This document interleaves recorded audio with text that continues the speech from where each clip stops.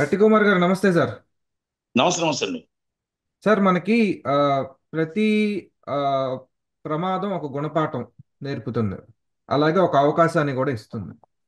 ఇప్పుడు అవును. అల్లు అర్జున్ గారి ఇన్సిడెంట్ నిజంగా చూస్తే సినిమా ఇండస్ట్రీలో కొన్ని అంటే ఈ మొత్తం ఇన్ఫ్రాస్ట్రక్చర్ లో కూడా కొన్ని దొల్లతనాలను బయట పెట్టింది సార్. ఒకటి, ఫస్ట్ పాయింట్, అసలు బెనిఫిట్ షోలకి ఇంత భారీ రేట్లో టికెట్లు ఇవ్వడం అనేది ప్రజలు కూడా చర్చించుకుంటున్నారు. యా. ఇప్పుడు ఈ ఇన్సిడెంట్ జరిగిన తర్వాత బెనిఫిట్ షోలు కనుక ఇరు ప్రభుత్వాలు రద్దు చేస్తే నిజంగా అల్లు అర్జున్ గారి వల్ల మిగిలిన హీరోలకి చాలా నష్టం జరిగినట్టు అవుతుంది. అది ఎందుకంటే తెలుసో తెలియక ఆయన వల్ల డైరెక్ట్. Correct correct. సార్, అసలు బెనిఫిట్ షోకి అప్పర్ సీలింగ్ అనేది లేదండి. బెనిఫిట్ షో టికెట్కి ఏ ప్రభుత్వము బెనిఫిట్ షో ప్రైస్ ఇంతకన్నా దాటకూడదు అని లేదు.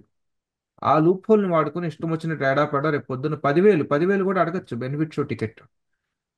అంటే అసలు బెనిఫిట్స్ అంటే అర్థం ఏంటో తెలుసా అండి? చెప్పండి ఫస్ట్ సార్. చెప్పండి సార్. బెనిఫిట్స్ అంటే చాలా మందికి తెలియదండి. బెనిఫిట్స్ అంటే అర్థం ఏంటంటే యాక్చువల్ గా మన చిన్నప్పుడు కానీ మీకు కూడా తెలిసి ఉండొచ్చు. మన చిన్నప్పుడు బెనిఫిట్స్ అనేది ఫ్యాన్స్ కి ఇచ్చేవాళ్ళం అండి. ఉమ్, అంటే ఫ్యాన్స్ కి ఇచ్చేవాళ్ళం అప్పుడు. తర్వాత మనం బెనిఫిట్స్ వేయాలి అంటే జియో మొత్తం టోటల్ గా కొన్ని జియోలు ఏం పాస్ చేస్తున్నాయంటే జియోలో కూడా బెనిఫిట్స్ ఇవ్వాలి అంటే ఆ బెనిఫిట్స్ లో వచ్చిన అమౌంట్ ని చారిటీకి కానీ, అంటే బెనిఫిట్స్ ఆఫ్ చారిటీకి కానీ అప్పుడు అప్పుడు ఫ్యాన్స్ కి ఇచ్చేవాళ్ళం అండి అప్పట్లో. ఇప్పుడు ఓకే. చారిటీ దేనికి ఇస్తున్నాం అంటే పలానా ఈ రోజు మనకి ఈ గవర్నమెంట్ కి ప్రాబ్లం ఉంది కాబట్టి గవర్నమెంట్ కి చారిటీకి ఇస్తున్నాం, లేకపోతే పలానా చారిటీ కోసం ఇస్తున్నాం కనుక ఈ అమౌంట్ అంతా డొనేషన్ చేసి దీనికి ఇస్తున్నాం అని అంటే దానికి ఒక మొత్తం జియో పాస్ చేసి ఆ అమౌంట్ అక్కడికే వెళ్ళాలి. దానికి 3/4 అమౌంట్ అంటే గవర్నమెంట్ మీకు 200 రూపాయలు రేట్ ఇచ్చిందంటే దాంట్లో తగ్గించి అమ్మాలి. ఇవన్నీ బెనిఫిట్స్ అనేది ఒక డిఫరెంట్ ఉన్నాయండి. బెనిఫిట్స్ అసలు డైరెక్ట్ గా బెనిఫిట్స్ హోమ్ సెక్రటరీ ఇవ్వడానికి లేదు. అంటే ఇక్కడ ఒక చిన్న ప్రశ్న సార్. అంటే ఒకప్పుడు పెద్ద గుడ్ ఓల్డెన్ డేస్ పాత తరం హీరోలు అభిమానుల కోసం బెనిఫిట్ షోలు ఇచ్చేస్తే అభిమానులు ఎలాగో కష్ట పంపించేవారండి. అది కూడా బెనిఫిట్స్ కాదు, 8 o'clock షో అది. 8 o'clock అంటే అంటే బెనిఫిట్స్ లేదు, 8 o'clock షో. నా ప్రశ్న అంటే ఏంటంటే, సినీ ఆర్టికల్ యాక్ట్ ప్రకారం 8 o'clock నుంచి రాత్రి 12 దాకా సినిమా నడుపుకోవచ్చు. అంటే నా ప్రశ్న ఏంటంటే సార్, ఒకప్పుడు అభిమానులు ఎలాగైతే బ్యానర్లు కట్టడానికి వాళ్ళు పాపం ఖర్చు పెట్టుకుంటున్నారో ఈ వాళ్ళ ఈ కోసం డబ్బుని ఇచ్చేవాళ్ళు. వాళ్ళు దానికి ఒక సంఘానికి పెట్టుకున్నారు. హీరో కృష్ణ గారు, చిరంజీవి గారు ఉమ్, వీళ్ళందరూ కలిపి ఆ సంఘం నెంబర్ రిజిస్టర్డ్ బాడీస్ అండి ఇవి.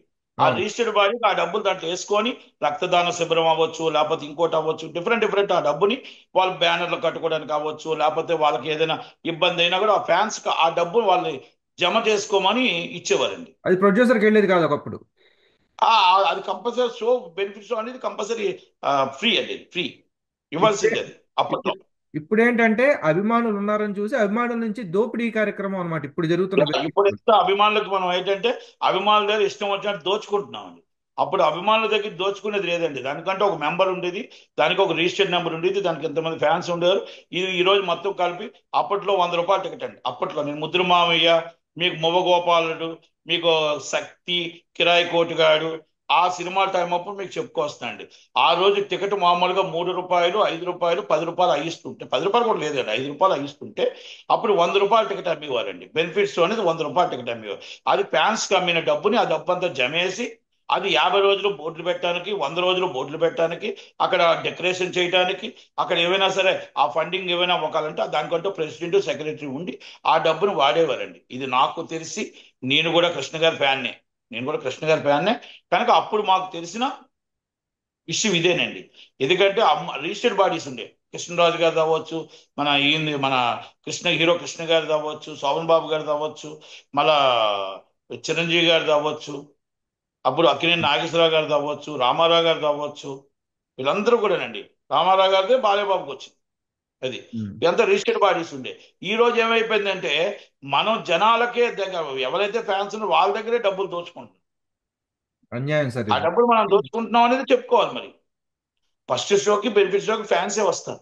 ఆ ఉమ్, ఫ్యాన్స్ దగ్గరే కదా మనం దోచుకుంటున్నాం డబ్బులు. వాళ్ళకి వచ్చి నేను మళ్ళీ లాస్ట్ టైం కూడా చెప్పానండి, ఎన్నోసార్లు చెప్పాను, మీరు కావాలంటే ఇంటర్వ్యూస్ కూడా చూసుకోండి. 7,000 జీతగాడి నుంచి 7 లక్షల జీతగాడి దాకా అందరూ ఓ హీరో అభిమానులే. ఆ హీరో అభిమానులు మనం రేటు పెడితే 7,000 జీతగాడు సినిమా చూడాలి. 7 లక్షల జీతగాడు సినిమా చూడాలి. కనుక అందుబాటులో ఉంటే వాళ్ళ ఫ్యామిలీకి ఇబ్బంది పెట్టకుండా, వాళ్ళ భార్యాబిడ్డలు ఆకలితో పెట్టకుండా, వాళ్ళ తల్లిదండ్రులు ఆకలి పెట్టకుండా, అప్పు చేయకుండా, హీరో అంటే పిచ్చి అభిమానం కాబట్టి ఆ సినిమా చూడాలి అంటే అందుబాటులో ఉండే రేటు ఉండి దాన్ని సినిమా చూడాలి. అందుకే ఫ్యాన్ ని మనం రక్తం తాగకూడదు.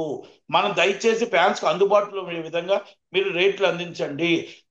కాస్ట్ ఆఫ్ ప్రొడక్షన్ పెరిగినా ఆ పెరిగిన దాన్ని ఏ విధంగా మనం ఫ్యాన్స్ కి మన బెనిఫిట్స్ ఏ విధంగా ఇవ్వాలో అర్థం చేసుకోమని మేము ఎన్నోసార్లు చెప్పడం జరిగింది. నాట్ ఓన్లీ అల్లు అర్జున్ గారిని, అందరికీ చెప్పడం జరిగింది. ఇది అల్లు అర్జున్ గారే కాదు సార్ ఇది.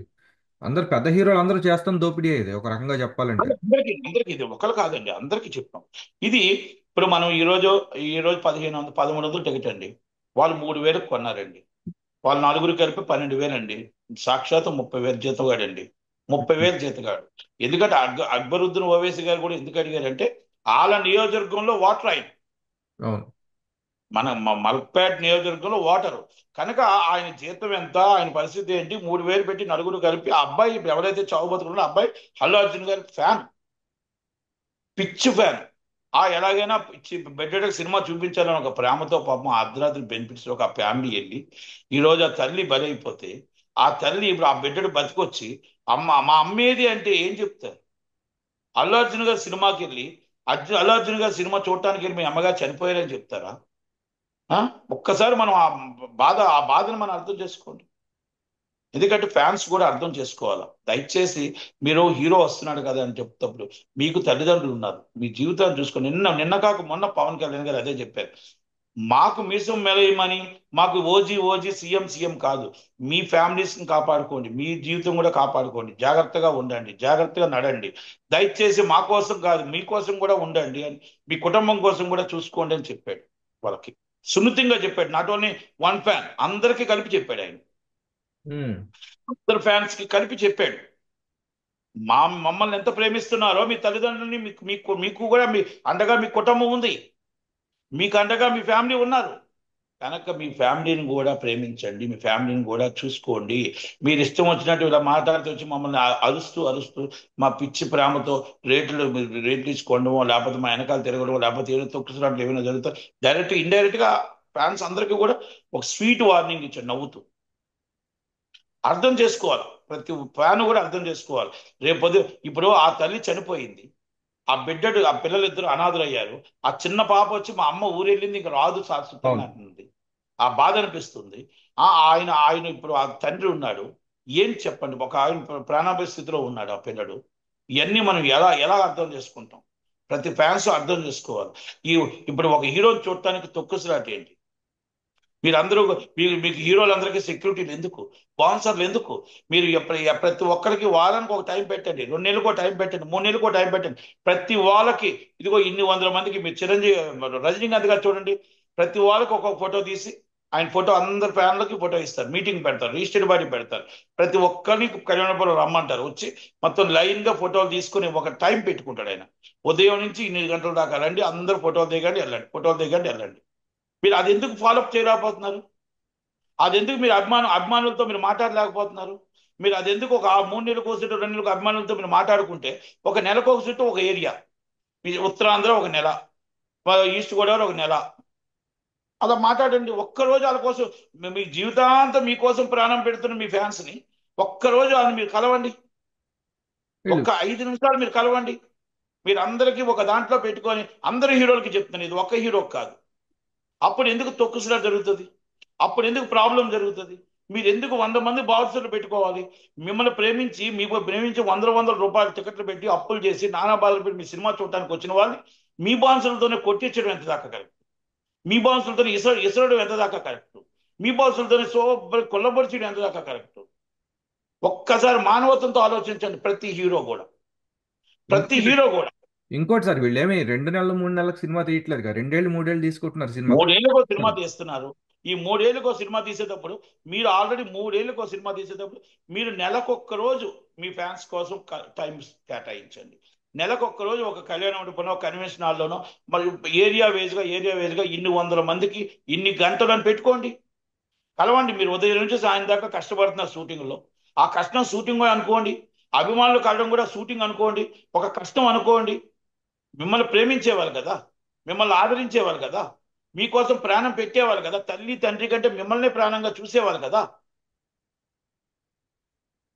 మరి వాళ్ళని ఎందుకు మీరు పట్టించుకోవట్లేదు అని అడుగుతున్నా. మీరు ఎక్కడికో రావడం, మీరు ఇలా చేయకపోవడం వల్ల మొత్తం జనాలు వచ్చి పడిపోవడం, మీ బాన్సులు కొట్టడం, మళ్ళీ దానికి ఎక్కడో కాడ ఇరిగిపోవడం, ఏదో ఒక బాధ రావడం, ఈ రోజు తొక్కుసలాట అవ్వడం, ఈ రోజు ఒక ప్రాణం పోవడం, ఈ రేపు ఫ్యూచర్ ఎన్నో జరుగుతున్నాయి. అంటే నేను ఇది కరెక్ట్ కాదు అని అంటాను నేను. రైట్. పోలీసులు లాఠీ చార్జ్ చేసినా, బౌన్సర్ లాఠీ చార్జ్ చేసినా, బౌన్సర్లు కొట్టినా అది తప్పే. ఇవన్నీ మనం మనం ఆలోచించాలి, పెద్ద మనసుతో ప్రతి హీరో ఆలోచించాలి. మనం ఈ టీం పెట్టాము, మా వెనకాల 100 మంది ఉన్నారు, ఎంత డబ్బు ఎవరిదండి? బాన్సర్లకు ఇస్తున్న డబ్బు ఎవరిదండి? మీకు పిఆర్ టీంకి ఇస్తున్న డబ్బు ఎవరిదండి? మేము మొత్తం టోటల్గా ఇన్ని 100 మంది మీరు నెలలా డబ్బు ఖర్చు పెడుతున్నారు ఎవరిదండి? ఈ ప్రజలు మీకు డబ్బు 100 రూపాయలు, 200 రూపాయలు, 300 రూపాయలు, 1000 రూపాయలు అది టికెట్ రూపంగా మీకు ఇస్తూ ఉంటే, ఆ ఇచ్చిన డబ్బు రెమ్యునేషన్ గా మీకు వస్తూ ఉంటే, ఆ డబ్బుతోనే మన అందరికీ ఇస్తున్నాం జీతాలనేది గుర్తుపెట్టుకోండి. ప్రజల ప్రజల సొమ్ముతోనే ఆ టికెట్లు తీసుకున్న డబ్బునే మీరు కష్టపడి యాక్ట్ చేస్తే, ఆ యాక్ట్ చేసి మీరు పిఆర్లకు ఇచ్చినా, మీరు బౌన్సర్లకు ఇచ్చినా, మీరు మొత్తం టోటల్గా ఎవరు ఎంజాయ్ చేసినా ఆ డబ్బు ఈ ప్రజలదే. ఏ దెబ్బలైతే తింటున్నారో, ఏ దెబ్బలు ఏ తొక్కుసలాట చనిపోతున్నారో, ఏ బాధలు అయితే పడుతున్నారో ఆ ప్రజల డబ్బే. అది గుర్తుపెట్టుకోవాలి మనం ప్రతి ఒక్కరిని. ప్రతి రూపాయి తినేటప్పుడు ఈ ప్రజల డబ్బే కదా మంది. మనం ఆల్రెడీ మనం ఈరోజు ఆ జీతం ఇస్తున్నప్పుడు కూడా ఈ ప్రజల డబ్బే కదా మనం ఇస్తున్నాం. ఈ 200 కోట్లు మనకు రెమ్యునేషన్ వస్తుందంటే ఈ ప్రజల డబ్బే కదా అని ఒక్క ప్రతి హీరో ఆలోచిస్తే మన ఎవరి దగ్గర ఎన్ని షూటింగ్లు చేసినా, కాస్ట్ ఆఫ్ ప్రొడక్షన్ ఎంత పెరిగినా, ఎంత పాన్ ఇండియా అయినా ఆఖరి వసూలు చేసేది ప్రజల దగ్గర నుంచే, మన అభిమానుల దగ్గర నుంచే, మన ఫ్యాన్స్ దగ్గర నుంచే అన్న మాట గుర్తు పెట్టుకోవాలి ప్రతి హీరో కూడా. రైట్. చూద్దాం సార్, ఇది ఒక మేలుకొలుపులాగా ప్రతి సోకాల్డ్ హీరోలందరికి కూడా ఇది ఒక మేలుకొలుపులా పనికొస్తుందని ఆశిద్దాం సార్. ధన్యవాదాలు. థ్యాంక్